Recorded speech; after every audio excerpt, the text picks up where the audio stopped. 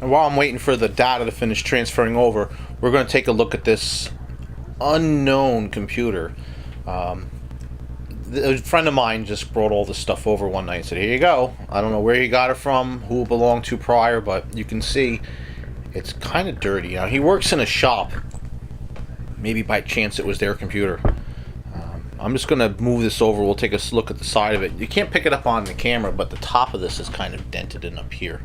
It's like concaved in. Yeah, and here's the side. You can see, like I said, it's quite filthy. It does have a floppy drive and a DVD drive, as you can see. Pretty basic looking, and there's USB and all that stuff down the bottom. I'm going to flip this around and take a look at the back. Yikes. Yeah, this is pretty filthy. It's got a modem in it. Now, this looks like it's an off-the-shelf computer. I'm assuming just by looking at it because, well, unless you needed a modem, you didn't really buy one. But most of the time, the computers back in the day came with one. Now, looking at that tag, it does say it's Windows XP. It's actually running Home Edition. And I'm not sure what this Eureka whole thing is back here. This may be like a gateway computer or something like that. One of those, you know, custom white box computers. I don't think somebody built this personally. I think an entity of some sort did it. But while I have the vacuum out, before I open this up, at the very least, I'm going to clean the back panel and everything here. And we'll see what it looks like inside. I'm going to open it up basically live on camera. We'll see it for the first time. Alright, vacuumed the outside of the case off. I'm kind of scared to see what's inside this thing, how dirty it could be. Let's see.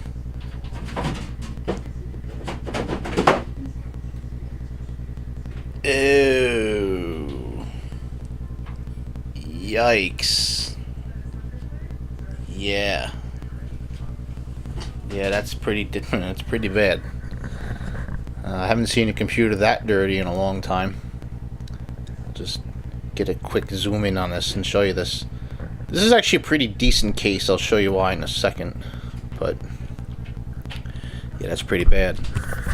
And judging by the big fat ribbon cables in here, it's like I thought it was. There's no SATA to this.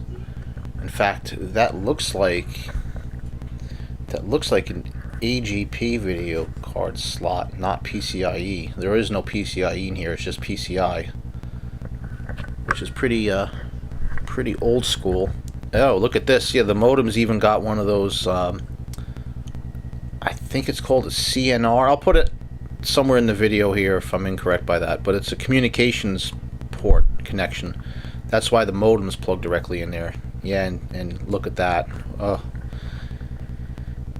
Well, this is what you get when you get people giving you old computers and stuff. I have no idea, like I said, if it runs. Yeah, let's see, AGP 8X, looks like it says. And that's going to be the North Bridge chip under that heatsink. And there's probably a South Bridge, I'm assuming, somewhere under this mess. And that looks like that might be a Western Digital hard drive. I could just kind of tell by the label. I'll have to see. There's that floppy drive. And there is one memory chip. Oh god, that's crusty. Look at that. Oh yeah, I knew this was going to be dirty, but I didn't think that dirty. So, this is going to be something.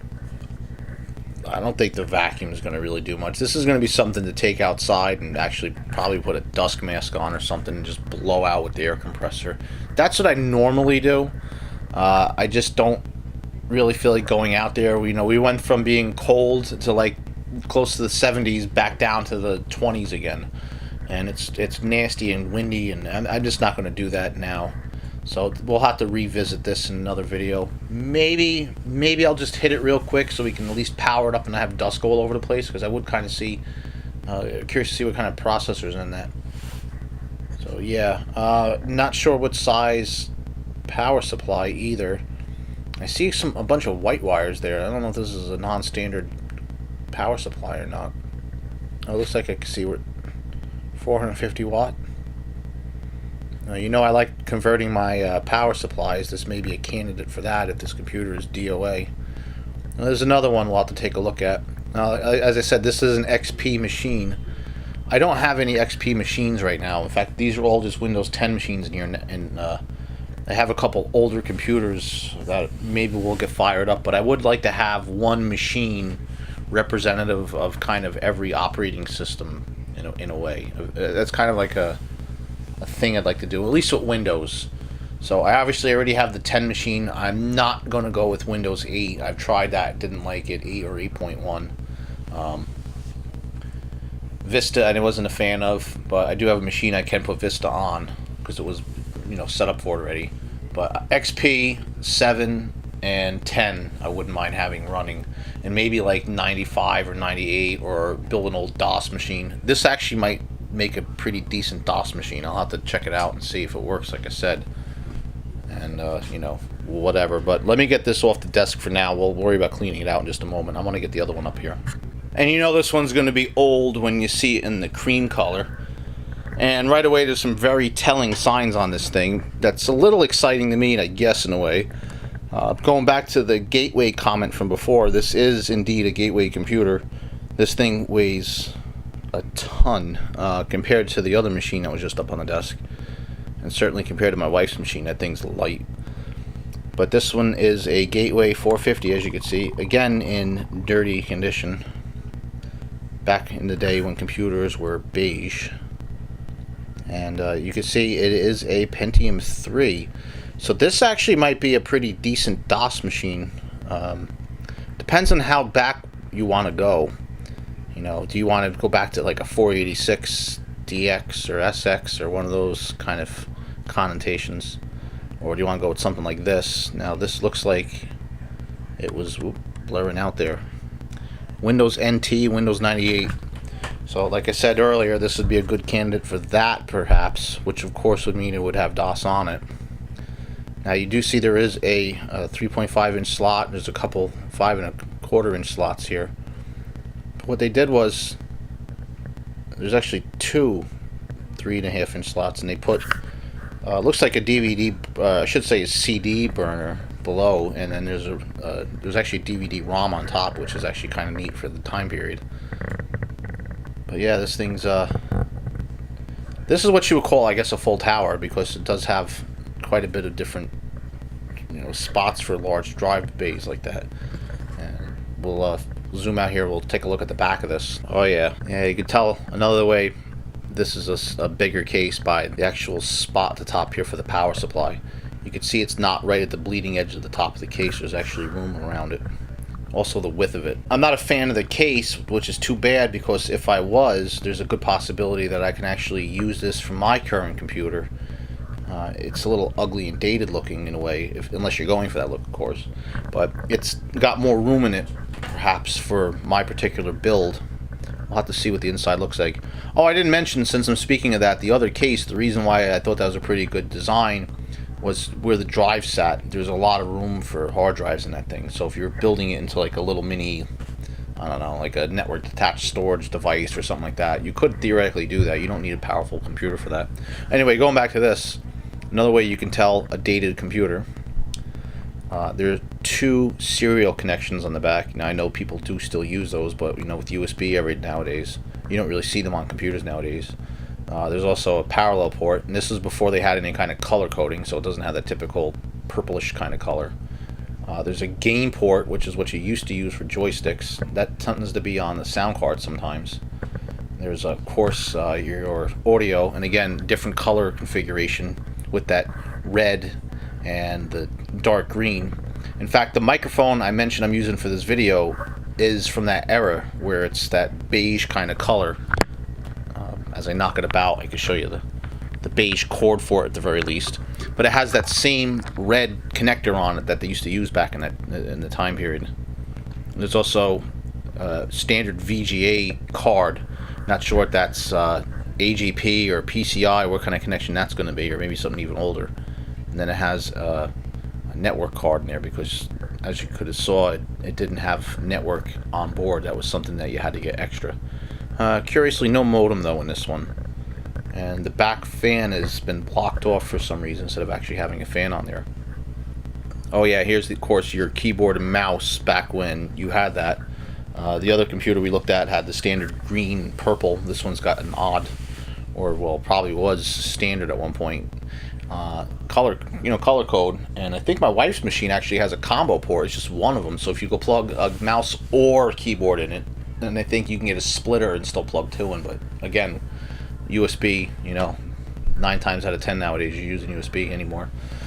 And speaking of USB, I want to make a bet this is actually going to be USB 1.1 and not 2.0. Well, we'll see once we power this thing up, or perhaps not.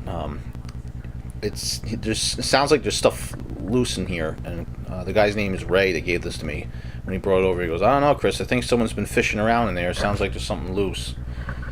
So we'll take a look at it. There's actually one screw missing in the back here for the side of the case, so that's indicative that somebody was possibly in here. So let's get that side cover off and see what she looks like. Alright, let's check it out. That's a heavy door. Oh yeah, there's the modem that I said I'm curious didn't have. Oh yeah, and there's some RAM loose in here too. Okay. Yeah, this one's definitely been played around with. And it looks like there's 2 hard drives in here.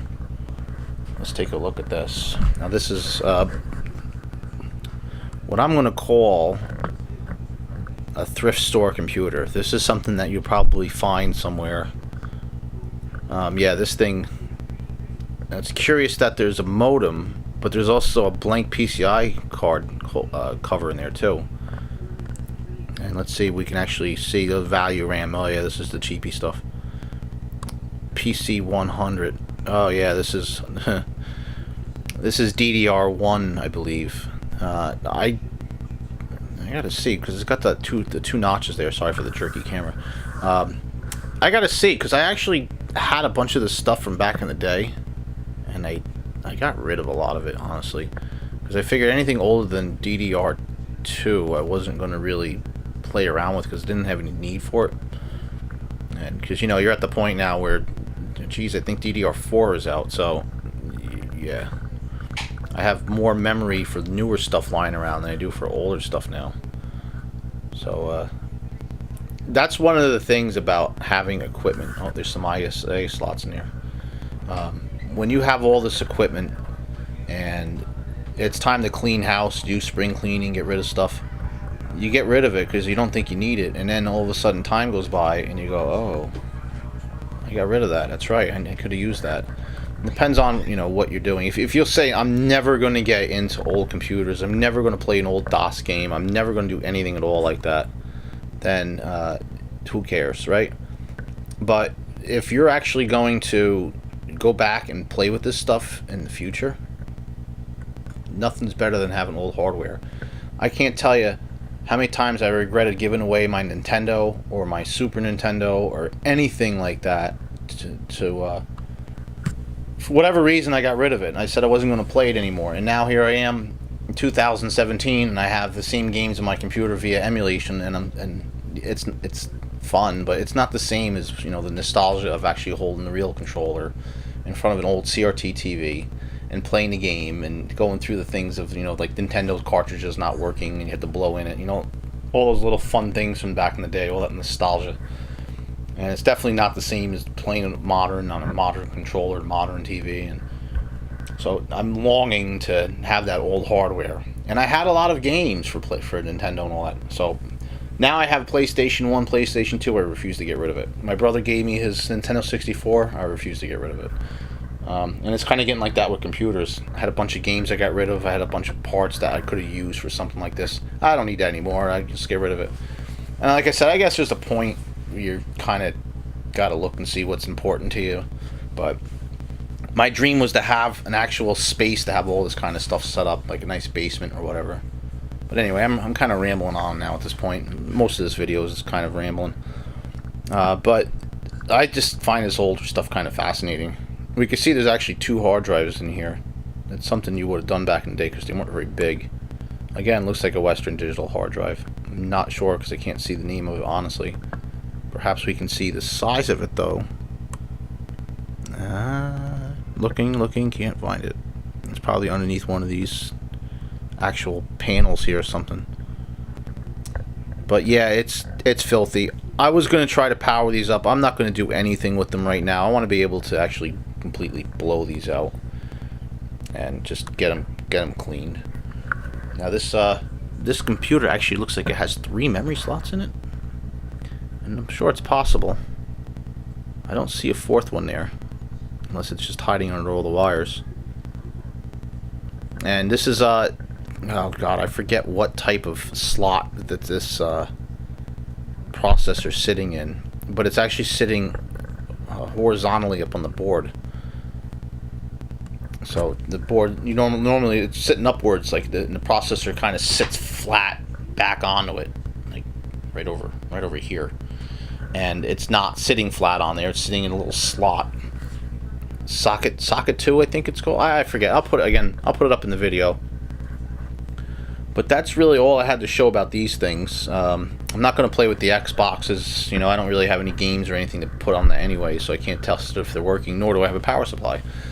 So we'll have to not really do that in this video, but know that I have them for a future video. And if you know of any interesting things to do with an Xbox 360 besides play games on it, and maybe any hacks you can do with it, or any software changes or things, let me know, because I'd be willing to play around with one of them, since I do have 2 of them.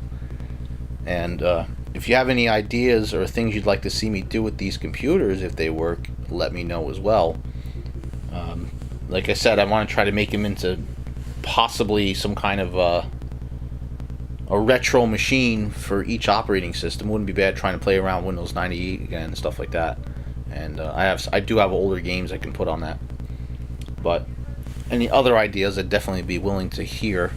I'm sure they're not the most powerful machines, but we'll get them cleaned up, and I'll feature them each in another video. I figure I'll just show them off all now. Well, right now I'm going to go back to the 2 other computers here and see where they're at with updating and final changes and all that kind of stuff, as mentioned before.